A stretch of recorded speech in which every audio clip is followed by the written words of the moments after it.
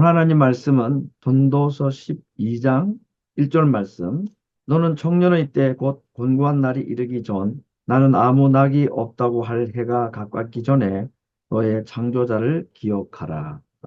오늘 제가 제목을 영어 스펠링 sun, sun과 son 이 두 단어를 가지고 일종의 워드 플레이를 한 것인데 선 태양 해 아래에서 선 예수님 안에 살기라는 제목입니다. 전도서는 지혜의 왕이라고 일컬었던 솔로몬이 쓴 책이죠. 솔로몬은 자기를 1장 1절에 보면 왕이다 또는 뭐 지혜자다 이렇게 소개하지 않고 전도자라고 소개를 하였습니다. 전도자는 이제 뭐 전도하는 사람이라는 말처럼 들릴 수 있는데 이 전도자라는 말의 일반적인 이제 표현은 가르치는 자, 선생 이런 뜻이 있습니다. 원래 이 전도자라는 단어가 가지고 있는 동사의 의미는 불러 모으다 하는 뜻인데 왜 불러 모으느냐면 이제 말을 하고 가르치기 위해서 불러 모으다 하는 그런 단어에서 이 전도자라는 단어가 나왔습니다. 왕이 백성들을 불러 모은 거죠. 뭘 하고 싶었어? 시정연설을 하기 위해서 불러 모은 것이 아니라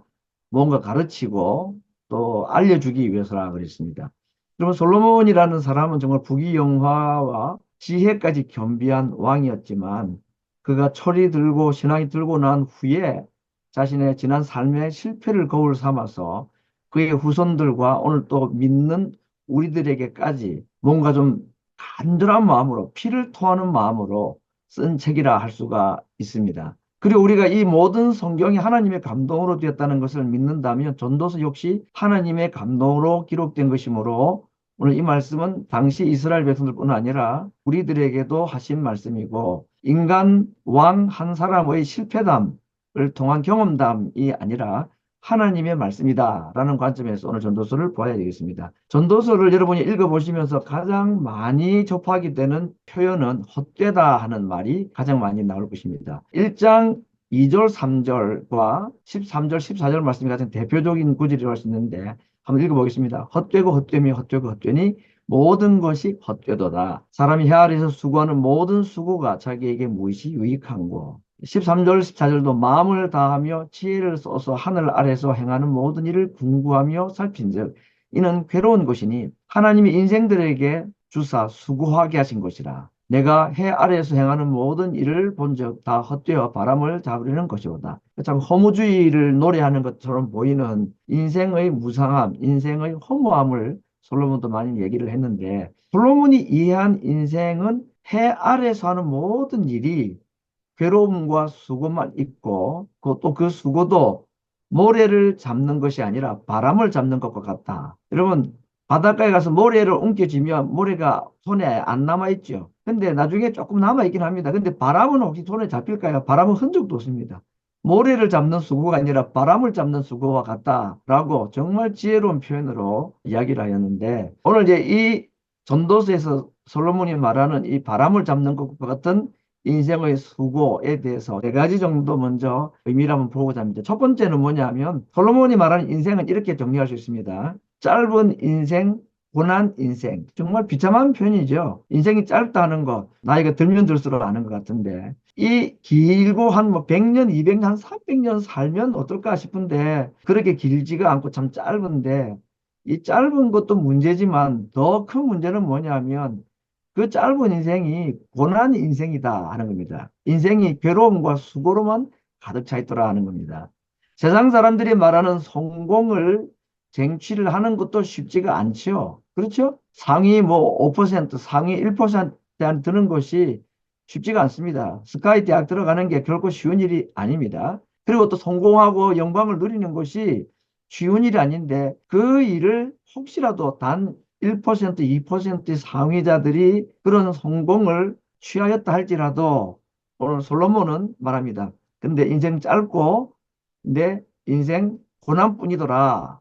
잡았다 싶었는데 잡고 보니 그게 바람이더라. 그러면 뭐 인생에 열심 수고 사람들이 말하는 그런 성공을 위해서 노력하는 것이 필요 없느냐? 아니요. 어떤 노력이 어떤 수고 어떤 성공이 이런 바람을 잡는 것과 같으냐 하면 하나님 없는 인생 성공, 하나님 없는 성공이 이와 같다라고 말한 것입니다. 자, 그렇다면 사람들이 이 땅에서 누리는 이 성공과 성취가 왜 헛된 일일까? 첫 번째, 내가 가지고 있는 외모, 물질, 건강, 명예, 영광, 성공, 그 자체가 영원하지 않기 때문입니다. 그렇죠? 오래 가지 않습니다. 권력을 가져도 짧은 기간입니다. 그래서 뭐 지금 전 세계적으로 제일 부자가 지금 누군가 모르겠네. 뭐 저기 앨런 머스크인가 모르겠지만 그 사람 영광이 뭐 영원할 것처럼 보이지만 영원하지가 않습니다. 우리가 가지고 살아가는 이 땅의 모든 성공이라는 것 자체가 영원하지가 않다는 것입니다. 그보다 더 심각한 이유는 뭐냐면 그것을 가지고 있는 내가 영원하지 않습니다. 내가 오랫동안 살 것 같이 보이지만 100살도 못 뛰어서 죽는 것이 우리 인생입니다. 이것이 이제 솔로몬의 경험이죠. 그는 많은 것을 취해보았던 사람이지만 그가 결국 내린 결론은 인생이 짧은 뿐만 아니라 가지고 있는 것도 영원하지가 않고 그리고 영원한 것을 가진 것을 누리고자 하는 인생이 그렇게 길지가 않더라. 그래서 10절에서는 이 한마디로 솔로몬이 말합니다. 나의 모든 수고를 내 마음이 기뻐하였다. 라고 말합니다. 이것이 100살도 못 되어서 죽는 인생들, 그 인생들이 가지는 기쁨이 하나 있는데 솔로몬이 뭐라고 말했느냐면 이 모든 수고를 내 마음이 기뻐했다. 무엇을 기뻐했다 하면 마음에 기뻐했던 것이 뭐냐면 자기가 누리고 자기가 쟁취했던 성공 또는 영광 이런 것이 아니라 수고가 내게 기쁨이었다. 라고 말합니다. 어떤 목표를 이루기 위해서 달려가는 것 자체가 기쁨이었지 막상 그것을 얻고 나니까 허무하더라. 솔로몬은 그렇게 말하고 있습니다. 왜 그러냐? 그가 하나님 안에 있지 않기 때문에 목표를 향하여 달려가는 그것을 이루기까지는 내게 기쁨이 있더라는 거죠. 뭔가 이룰 수 있는 소망이 있고 희망이 있으니까. 근데 막상 거기 딱 도달하고 나니까 기쁨이 없더라 그랬습니다. 그때 더 기쁘지 않나? 그때 기쁨이 있긴 한데 정말 짧은 순간에만 깨닫는 기쁨이래요. 그래서 영국 속담에 하루가 행복하려면 수염을 깎으라, 면도를 하라고 그래요. 일주일에 행복하고 싶으면 새 집을 사라고. 한 달이 행복하고 싶으면 결혼을 하라. 이런 속담이 있다고 합니다. 이 땅에 기쁨이라는 것이 한 달을 넘기기 어렵다. 그런 표현이죠. 예수님 밖에서는요, 참 기쁨이 있을 수가 없다. 그런 이야기입니다. 솔로몬이 그 얘기를 하고 있는 겁니다. 오늘 제가 성경 구절 두 구절 더 소개합니다. 전도서 2장 25절과 24절 제가 순서를 바꿨는데 25절을 보니까 먹고 즐거워하는 일에 누가 나보다 성하랴. 먹고 즐거워하는 일에 나만큼 많이 경험한 사람이 있겠느냐. 솔로몬만큼 먹고 즐기는 일에 특권을 누린 사람이 없겠죠. 그건 다 동의하시겠죠. 그죠? 근데 나도 그렇게 해봤는데 이게 기쁘지가 않더라는 것입니다. 그리고 24절에 보니까 사람이 먹고 마시며 수고하는 가운데서 심령으로 낙을 누리는 것보다 나은 것이 없나니. 솔로몬이 말하는 최고의 기쁨이 뭐냐? 먹고 마시며 수고하는 가운데 심령의 낙을 누리는 것. 오늘 이게 이제 전도서에서 말하는 즐거움, 기쁨의 비밀인데요. 솔로몬은 그걸 가지고 있던 영광을 기뻐하거나 그것 때문에 즐거움을 느꼈다고 말한 적이 없습니다. 그건 바람을 잡는 것 같더라. 차라리 그 목표에 이르기까지 수고하는 그 자체 노동이 내게 기쁨이었으면 기쁨이었지 막상 거기에 도달하고 나니까 기쁨이 없더라라고 말합니다. 그러면서 반대로 그가 말하기를 먹고 마시며 수고하는 가운데 이건 다 하죠, 여러분들. 일하고 공부하고 사업하고 자녀 키우고 이게 다 수고잖아요. 그렇죠? 근데 솔로몬은 그가 왕이 되고 왕관을 쓰고 왕궁에서 누렸던 그 즐거움을 그가 기쁘다 행복하다고 말하지 않았습니다. 그건 바람을 잡는 것과 같다고 그랬습니다. 오히려. 근데 솔로몬이 진짜 기뻐했던 게 뭐냐면 먹고 마시는 일. 그 다음에 또 한 가지가 뭐죠? 수고하는 일. 그게 기쁨이라고 그랬습니다. 먹고 마시는 게 뭐 기쁨인가? 그래서 하나님께서 우리에게 무슨 대단한 경험을 통해 가지고 뭔가 엄청난 것을 성취를 하고 성공을 하고 남들이 박수를 쳐주고 와 부러워하고 그 기쁨이 오래 안 간다는 얘기고 정말 기쁨이라는 게 뭐냐?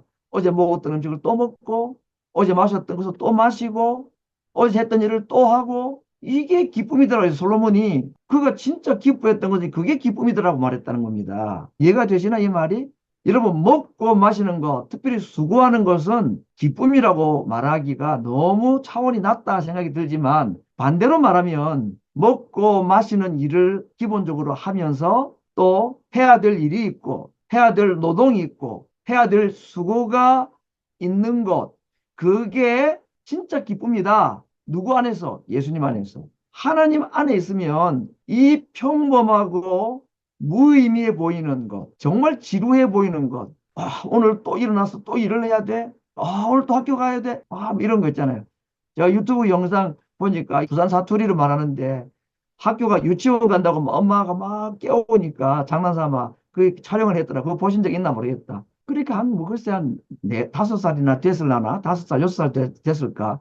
얘가 이제 잠이 와가지고 막 일어나가 투정을 벌이고 너 학교 가야지 숙제 했냐 막 물어보니까 제 기억에는 한 일곱 살도 채 안 되는 어린 애인데 부산 사투리를 이렇게 말해요. 사는 게 왜 이렇게 힘들어? 사는 게 왜 이렇게 힘들어? 이러려고 태어났나? 막 이래요. 이게 뭐 한 스무 살 된 애가 말하면 사는 게 왜 힘들어? 내가 이러려고 태어났냐 말이 되는데 한 일곱 살, 여섯 살짜리 애가 사는 게 힘들대.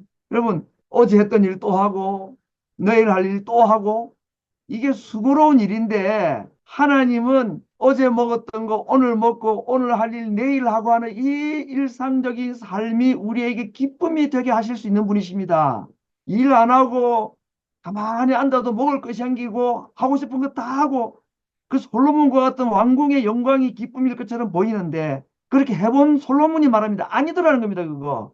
한두 번은 재미가 있을지 모르는데 차라리 먹는 일, 마시는 일, 어제 할 일, 했던 일, 또 하는 일, 그게 우리에게 기쁨이 되었다. 나의 기쁨이었다. 그렇게 말하고 있습니다. 그 재미없고 지루한 일이 왜 기쁨이 되느냐? 예수님 안에서 하는 일이면 그게 기쁨이 된다는 것입니다. 딱 한마디로 말씀드립니다. 기쁨은 또는 행복은 내가 그 무엇을 취하고 가진 것으로 주어지는 것처럼 다 착각합니다. 세상은 다 그렇게 말합니다. 근데 아니다. 야고보서의 말씀처럼 모든 좋은 것은 다 위로부터 빛들의 아버지께로부터 온다고 그랬습니다. 그중에 하나님께로부터 오는 게 뭐냐? 생명.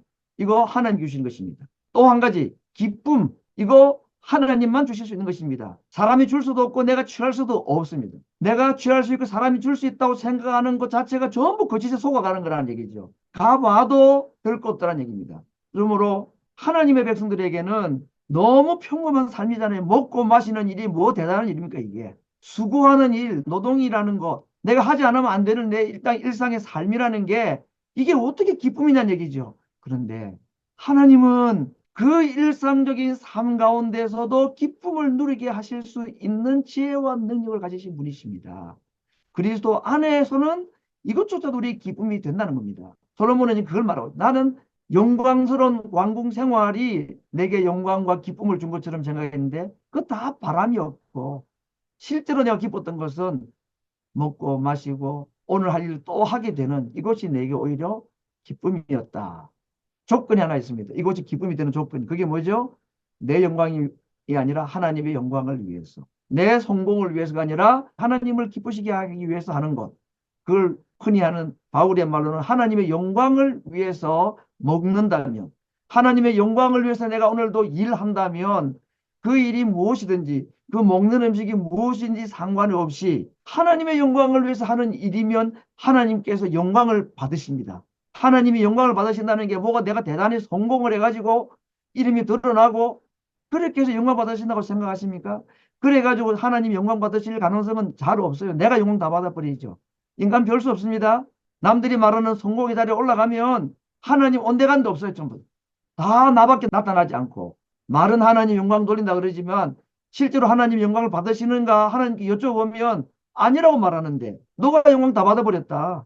우리가 거짓으로 하나님을 속일 수가 없잖아요. 그죠? 하나님이 정말 영광을 받으시는 것, 무슨 일을 하든지 간에 하나님의 영광을 위해서 하나님을 기쁘시게 해드릴 목적으로 하는 일, 그것이 먹는 일이고 마시는 일이고 내가 오늘 또 하루 살아야 되기 위해서 해야 될 일상적인 삶이고 일상적인 일이라 할지라도 그것을 하나님의 영광을 위해서 하면 하나님의 영광을 받으시는 것입니다. 그리고 하나님이 영광을 받으시면 하나님은 절대로 가만 계시지 않습니다. 반드시 자기를 영화롭게 하는 자를 영화롭게 하신다고 말씀했습니다. 하나님이 영광을 받으시면 하나님은 반드시 영광을 돌린 자에게 은혜와 복을 내려주십니다. 그래서 우리에게 기쁨이 있는 거예요. 하나님을 영화롭게 하면 먹고 마시고 수고하는 것조차도 우리에게 기쁨이 되게 하신다는 겁니다. 두 번째 인생을 이 솔로몬은 오리무중 인생이라 그랬습니다. 오리무중, 무는 이제 안개라는 말이지, 그죠? 안개무자, 그죠? 안개무, 운무, 그러면 구름과 안개란 말이잖아요, 그죠? 그 이제 오리는 뭐냐면 안개 속에 있는 오리가 아니고 꽥꽥 오리가 아니고 이건 오리, 심리가 4km고 오리면 2km. 여러분 2km 앞이 안 보이는 안개 같으면 엄청 짙은 겁니다. 100m 앞이 안 보여도 굉장히 짙은 안개인데 운전 못합니다. 이제 2km 동안에 앞이 안 보이는 아주 짙은 구름과 같은 이 안개 속에 있는 거, 이게 인생이다. 뭐가 어떻게 일어날지 모른다. 아무것도 모르는 거. 이게 인생의 두 번째 장면으로 소개하고 있습니다. 제가 몇 가지 소개합니다. 오늘 이 전도서에서 솔로몬이 뭐냐면 범사에 때가 있다. 태어날 때가 있고 죽을 때가 있고 죽일 때가 있고 치료할 때가 있고 찾을 때 내가 필요한 걸 구할 때가 있고 가진 걸 내가 내어놓고 포기할 때가 있고 보존하고 지킬 때가 있는가 하면 가지고 있는 걸 내가 내어 버릴 때가 있고 세상의 모든 일에 때가 다 있더라. 그런 얘기죠. 그죠? 그래서 애지중지 모았던 거, 예를 들면 요나가 타고 가는 배, 거기에 먹을 것 금은 보석들이 얼마나 많았겠습니까? 바울이 타고 왔던 그 로마로 압송당할 때 있었던 유라굴로 태포를 만났던 그 배에 얼마나 좋은 무역품들이 얼마나 많았습니까? 그런데 어떻게 해요?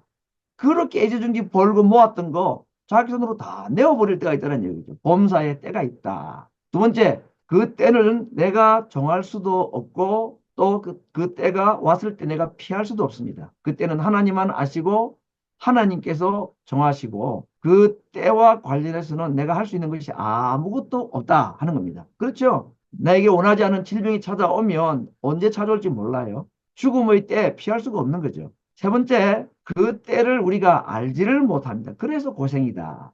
하나님께서 우리에게 일어나는 모든 일을 다 때를 정해 놓으셨는데 그것을 비밀에 붙여 놓으셨습니다. 여러분, 이제 혹시라도 운동 경기를 재방송을 보면 우리가 이긴 경기는 분명히 그 경기는 이긴 경기로 끝이 나겠죠. 근데 생방송을 보면 두근두근 하는 거죠. 이게 정말 이길까 질까 막 이런 거죠. 아무튼요, 이런 거 있죠. 내가 무슨 큰일을 만났어. 병일 수도 있고 또는 사업이 망할 수도 있고 부모들은 자녀들이 자기를 힘들게 만들 때 얘가 언제나 정신 차릴까 뭐 이런 그 분명히 때가 있는데 그 때가 언제인지 몰라요. 만약에 내 자녀가 지금은 티네이저가 돼가지고 엄마 속썩이고 말도 안 하고 뭐 방 문 딱 걸어 잠그고 그렇게 사춘기를 1년, 2년 하는데 3년이 지나면 이 아이가 정상적으로 돌아와서 열심히 공부를 해서 내가 원하는 좋은 대학에 갈 아이다. 그 3년만 참으면 된다라고 하면 3년 참을 수 있을까 없을까요?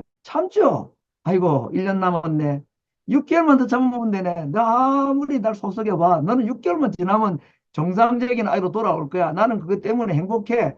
이럴 거라고요. 근데 기한이 없습니다. 이게 될지 안 될지도 모르고 언제 될지 그래서 힘든 거야 인생이. 그런데 성경에서 뭐라고 말했느냐? 그 때와 그 시기는 우리가 모르는데 답은 하나님께서는 이 모든 일을 모든 때를 나중에는 다 아름답게 하신다. 언제일지는 모르는데 하나님은 이 모든 것을 때를 따라서 아름답게 하신다. 이게 솔로몬이 깨달았던 인생에 대한 이 오리무중, 도무지 앞길을 알 수 없는 인생이지만 그렇게 고백을 한 것입니다. 그리고 내가 원하는 일이 일어날지 안 일어날지도 몰라요, 지금. 너무 답답하고 절망이고 앞이 깜깜한 거, 정말. 그런데 우리가 이때 하나님의 약속이 우리에게 필요한 거죠. 믿어야 되는 내용이 뭐냐? 나의 때에 이 모든 것을 내가 아름답게 하겠다 하는 이 약속입니다. 이게 1년이 걸릴지 13년이 걸릴지 모르는데 그 가장 대표적인 사람이 요셉 이야기 아닙니까? 반드시 하나님께서 그렇게 해주신다는 약속에 대한 믿음만 있으면 오리무중과 같은 앞이 보이지 않는 캄캄한 인생 이 고통도 이겨낼 수가 있을 것입니다.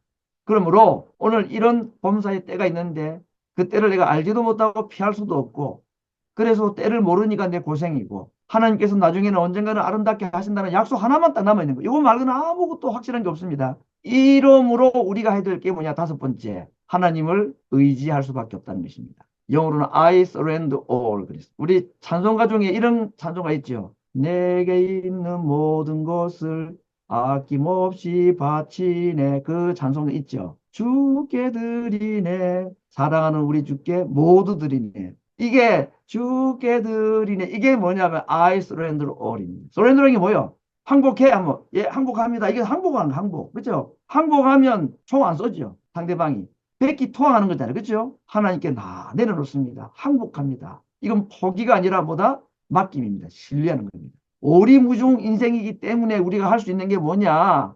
그 하나님을 의지하고 그 하나님께 항복하고 모든 것을 하나님께 내어 맡기는 것입니다. 이것이 전도서에서 솔로몬이 그의 인생을 통해서 경험하고 깨달았던 인생에 대한 가르침이었습니다.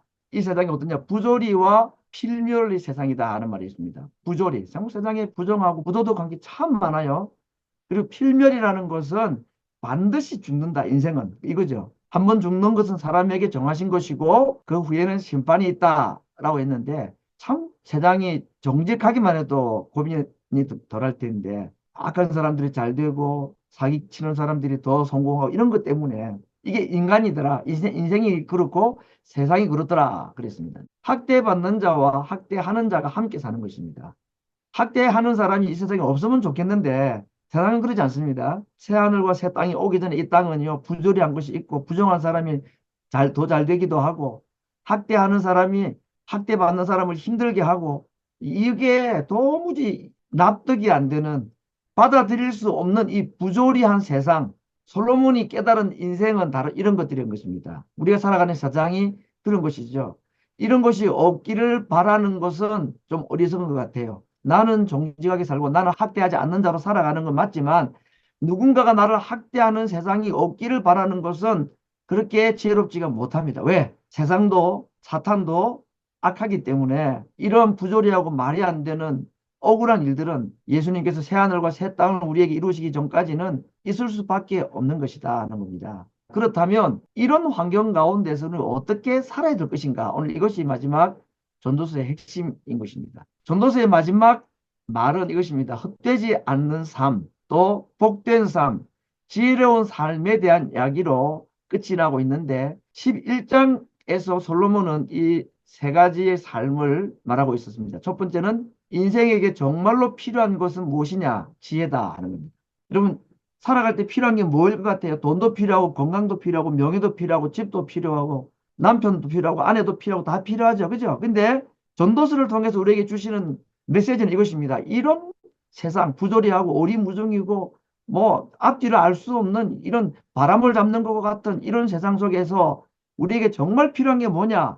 무엇이다? 지혜다 하는 겁니다. 구원받지 못한 사람에게 제일 필요한 게 뭐냐? 구원이죠. 구원받은 사람에게 가장 필요한 게 뭐냐? 지혜라는 것입니다. 근데 이 지혜는 공부 잘하는 지혜, 성공하는 지혜가 아니라 이 지혜는 누굴 말합니까? 예수님을 말합니다.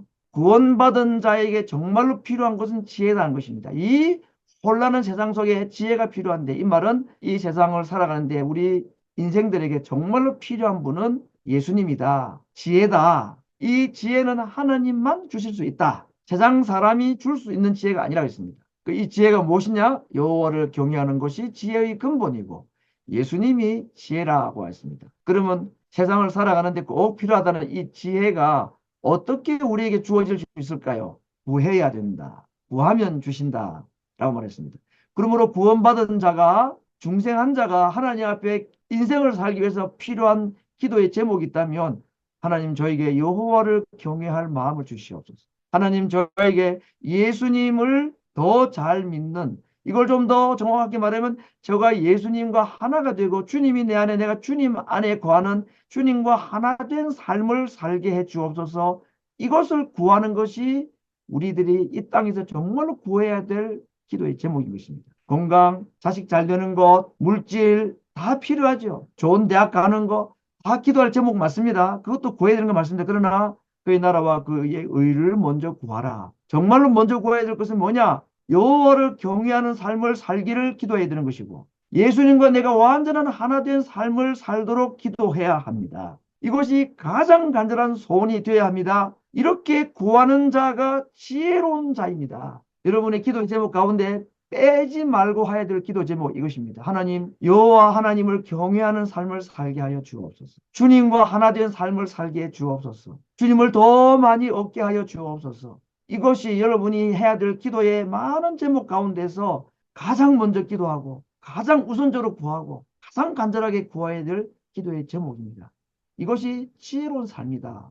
인생을 바람을 잡는 것 같은 헛된 삶이 아니게 살아갈 수 있는 비결이다 라고 말하고 있습니다. 오늘 제가 제목을 해 아래 사는 자가 아들 안에 살아야 될 이유에 대한 말씀을 하고 있습니다. 솔로몬은 말하기를 해 아래는 새 곳이 없다 그랬습니다. 그러나 누구든지 그리스도 예수 안에 있으면 새로운 피조물이라고 하였습니다. 우리는 해 아래 살아가는 자들이지만 우리는 동시에 아들 안에 살아가야 될 자들입니다. 아들 안에, 예수님 안에 살아간다는 말은 두 가지의 의미가 있습니다. 첫 번째, 예수님을 내가 믿는 삶을 말하죠. 아들 안에 산다는 말은 내가 예수님 안에 산다는 말이고 예수님을 믿는다는 말입니다. 그래서 예수님을 믿으면, 예수님을 영접하면 예수님이 내 안에 계시고, 두 번째는 내 안에 계신 그 예수님 안에 내가 들어가야 된다. 이것이 포도나무와 가지 비유와 같이 내가 너희 안에, 너희가 내 안에, 이것이 아들 안에 거하는 삶인 것입니다. 교회를 다니는 삶이 아니라 예수님을 내가 믿고 내 안에 계신 그 예수님 안으로 다시 들어가는 것. 다시 말하면 예수님과 내가 하나가 되고 그 주님과 내가 연합하는 삶을 살아가는 것. 이것이 지혜를 구하는 삶이고 이것이 아들 안에 살아가는 삶인 것입니다. 예수님이 정말 계신가? 내가 이렇게 죄를 지었고 하나님을 잘못 살아도 예수님이 나를 떠나고 내 안에 계신가?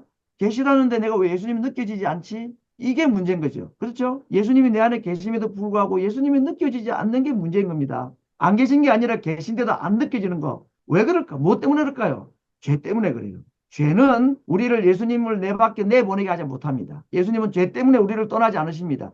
죄 때문에 오신 분인데 죄를 지었다 우리를 떠나지 않으시죠. 그러나 죄는 가만히 두면 내 안에 계신 예수님이 느껴지지 못하게 하는 힘이 있어요. 이 죄라는 게. 그래서 어떻게 하라 그랬죠? 죄는 다루어야 합니다. 어떻게? 자백함으로. 우리 지성수업이 시작할 때 요한 1서 1장 9절 죄가 없다고 말하면 거짓말하는 자이지만 그러나 누구든지 자기 죄를 자백하면 하나님은 의로우고 미쁘셔서 우리 모든 죄를 깨끗게 하시고 불의에서 깨끗게 하신다. 그래서 내 안에 잘못한 죄가 기억날 때는 하나님 앞에 그대로 말합니다. 자백. 하나님 앞에 잘못됐다고 고백하는 것이고. 우리 마음속에 예수님이 느껴지지 않게 하는 두 번째 요인이 있는데 그게 뭘까요? 그건 상처라는 겁니다. 마음의 상처. 우리 모든 인간은 죄인이고 모든 죄인은 마음의 상처를 입고 살아가는 자들입니다. 사람 때문에, 환경 때문에, 그리고 사탄 때문에. 그러므로 죄도 다뤄야 하고 상처도 하나님 앞에 내놓아야 합니다. 죄를 하나님 앞에 자백하고 상처도 하나님 앞에 내어놓고 하나님 제 마음속에 이런 아픔과 상처가 있는데 예수님만이 나를 고칠 수 있는 분이십니다. 라고 기도할 때에 이사야서 53장에 예수님께서 십자가에 죽으실 때에 육체의 질고 마음의 슬픔, 영혼의 죄악을 다 담당하셨다고 말씀했기 때문에 죄와 상처와 우리의 육체의 질병까지도 주님이 우리를 고치시고 회복하실 수 있는 이유와 약속을 받은 자들이라는 것. 해 아래는 새 것이 없다고 그랬습니다. 그러나 우리는 어디 안에 있어야 되느냐?